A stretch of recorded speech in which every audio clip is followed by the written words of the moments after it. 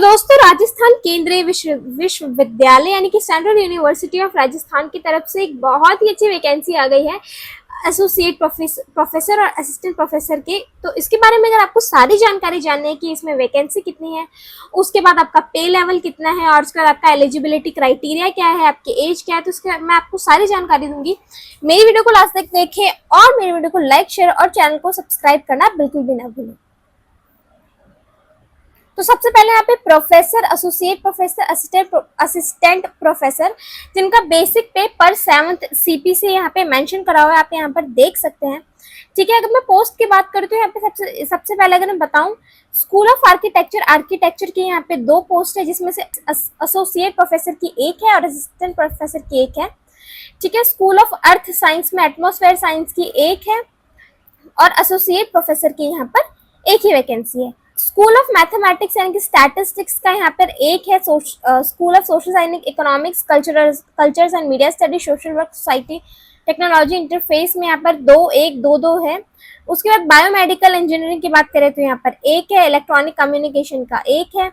ठीक है, school of humanities language में 2, मतलब बहुत सारे यहाँ पे टीचर्स की वैकेंसी लिख रही है, मतलब एसोसिएट प्रोफेसर और असिस्टेंट प्रोफेसर के यहाँ पे अलग अलग सब्जेक्ट में बहुत सारे वैकेंसी निकली है, जिसके बारे में आप यहाँ देख सकते हैं। अब मैं आपको बता दूं यहाँ पे मिनिमम क्वालिफिकेशन क्या है।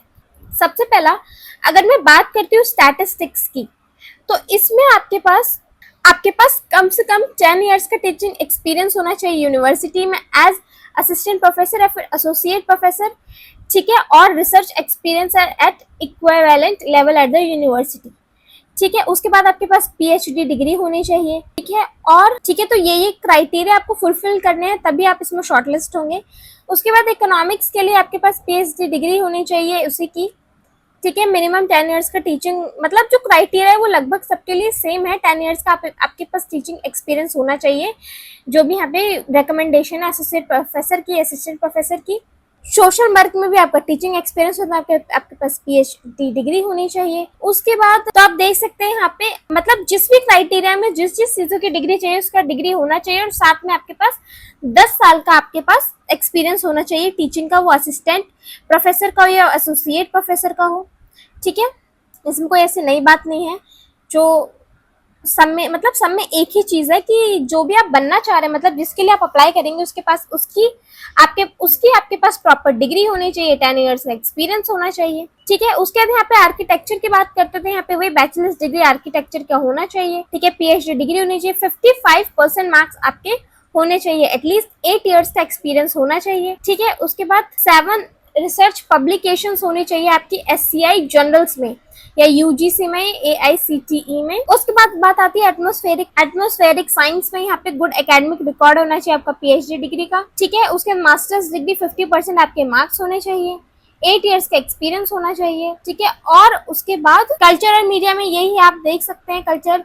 उसके बाद सोशल वर्क में भी वही है, सोसाइटी, टेक्नोलॉजी, इंटरफेस में भी वही है। फिजिक्स में भी 8 इयर्स का आपके पास एक्सपीरियंस होना चाहिए और आपके पास सर्टिफिकेट, आपकी डिग्री वगैरह होनी चाहिए प्रॉपर, मतलब सर्टिफाइड यूनिवर्सिटी से।